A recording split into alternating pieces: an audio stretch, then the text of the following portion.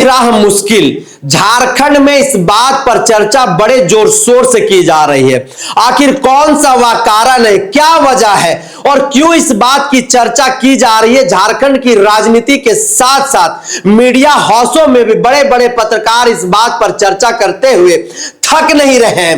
राजनीतिक विशेषज्ञ भी कहीं ना कहीं इस बात की चर्चा कर रहे हैं और कह रहे हैं कि सीता सोरेन की जो राह है वो बीच भंवर में फंस गया है। यह वही सीता सोरेन है जो लोकसभा चुनाव से पहले झारखंड मुक्ति मोर्चा को छोड़ करके भारतीय जनता पार्टी में शामिल हो गई थी। और जब वो भारतीय जनता पार्टी में शामिल हो रही थी तब उन्होंने झारखंड मुक्ति मोर्चा पर कई एक आरोप लगाए थे।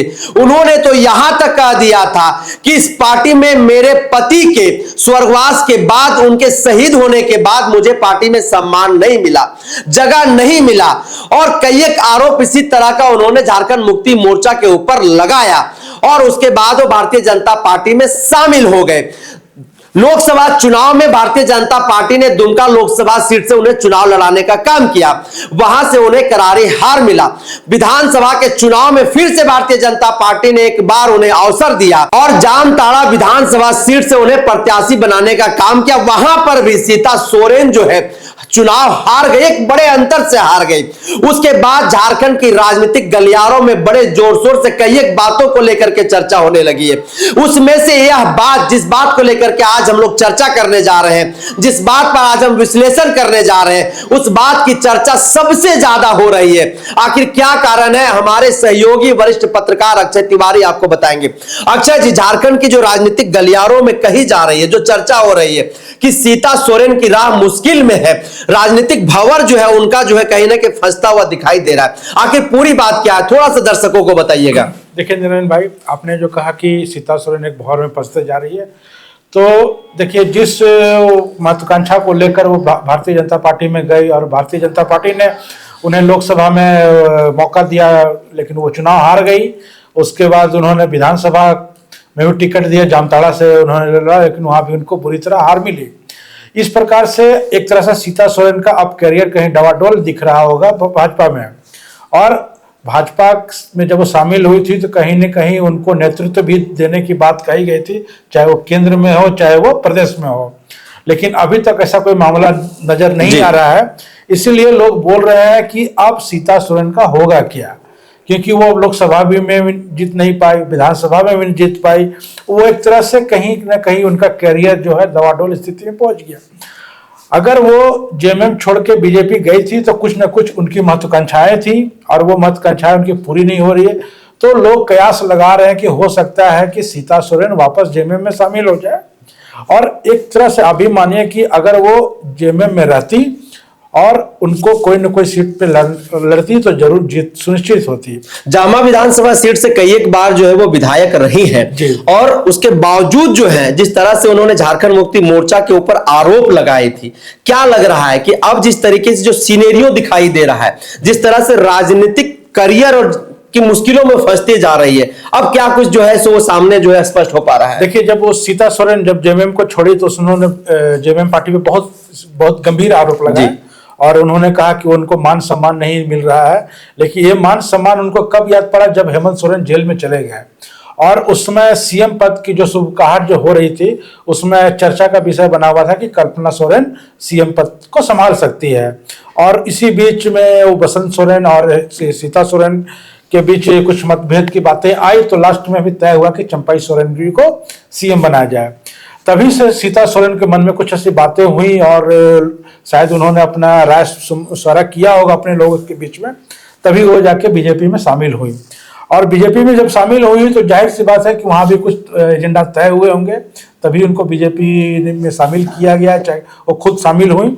और कहीं ना कहीं सीता सोरेन अपनी बेटियों को भी एक राजनीतिक करियर के रूप में देखना चाहती हैं और उनकी भी बेटियां भी तैयारी कर रही है कि हम लोग भी राजनीति में उतरे। ऐसे में अक्षय जी फिर एक सवाल खड़ा हो रहा है, लोग जानना चाह रहे हैं कि प्रदेश नेतृत्व की जो बात है, जो कहा जा रहा था कि अब चुनाव हार गई है तो उन्हें प्रदेश नेतृत्व जो है उन्हें दिया जाएगा, सौंपा जाएगा या फिर उन्हें राज्यसभा भेजा जाएगा, या फिर नेता प्रतिपक्ष की जो बात थी, तो नेता प्रतिपक्ष बनने से तो अब रही नहीं, क्योंकि चुनाव हार गई है। राज्यसभा का भी जो है वो आंकड़ा दिखाई नहीं दे रहा है। और नेता प्रतिपक्ष की जो बातें हैं, जो कवायसें लगाई जा रही, दूर दूर तक सीता सोरेन का जो नाम है वो कहीं सुनाई नहीं दे रहा, कोई सुगबुगाहट नहीं है। इसको लेकर के आपके पास क्या खबर है? देखिए, विधानसभा चुनाव हारने के बाद सीता सोरेन का पता ही नहीं कि कहाँ भी है और क्या कर रही है वो, और राजनीति में भी वो दिख नहीं रही है, कहीं पर मीडिया की चर्चा भी नहीं बनी हुई है। और जो बातें आप कह रहे हैं कि प्रदेश में उनको नेतृत्व देने की बात, तो विधानसभा हारने के बाद बीजेपी की ओर से समीक्षा बैठक की गई और समीक्षा में जो बातें तय है सभी लोग जानते हैं।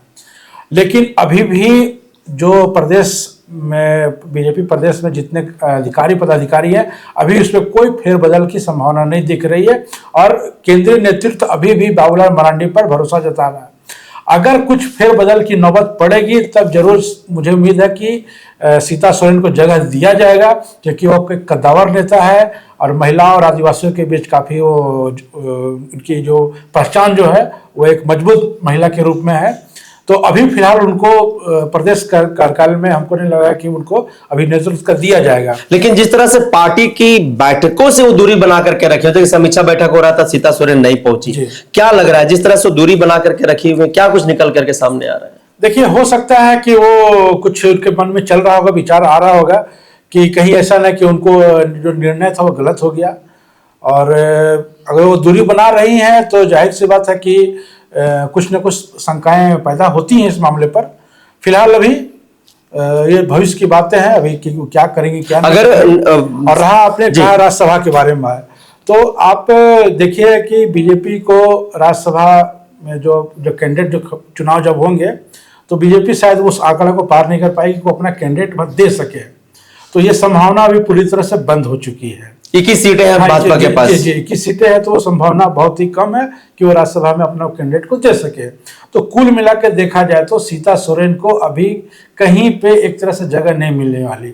हाँ, प्रदेश नेतृत्व में कुछ अगर उनको जगह मिलता है तो शायद वो रह पाएंगे, नहीं तो मुझे नहीं लगता है कि वो अधिक दिन तक वो बीजेपी में शामिल मतलब रहना मुश्किल है उनके लिए।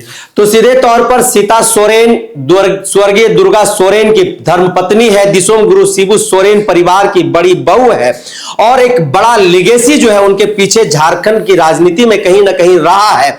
और जिस तरह से सीता सोरेन का पहचान झारखंड की राजनीति में है, वह पहचान झारखंड मुक्ति मोर्चा परिवार दिसोम गुरु शिबू सोरेन की वजह से है। लेकिन लोकसभा के चुनाव से पहले जो राजनीतिक महत्वाकांक्षा है, उस महत्वाकांक्षा के कारण भारतीय जनता पार्टी में वो शामिल हो गई। लेकिन जिन महत्वाकांक्षा को लेकर के भारतीय जनता पार्टी में वो शामिल हुई, अब तक वो सफल होता हुआ दिखाई नहीं दे रहा है। चाहे लोकसभा के चुनाव में करारी हार हो, चाहे विधानसभा के चुनाव में जिस तरह से उन्हें शिकस्त का सामना करना पड़ा है, और उसके बाद चाहे राज्यसभा जाने की बात हो या फिर नेता प्रतिपक्ष की बात हो या फिर झारखंड प्रदेश के नेतृत्व की बात हो, दूर दूर तक अब सीता सोरेन का नाम जो है वो दिखाई नहीं दे रहा है। और सीधे तौर पर जो सूत्र बता रहे हैं, राजनीतिक विशेषज्ञ बता रहे हैं कि सीता सोरेन का जो राजनीतिक भविष्य है वो कहीं ना कहीं बीच भंवर में फंसता हुआ दिखाई दे रहा है।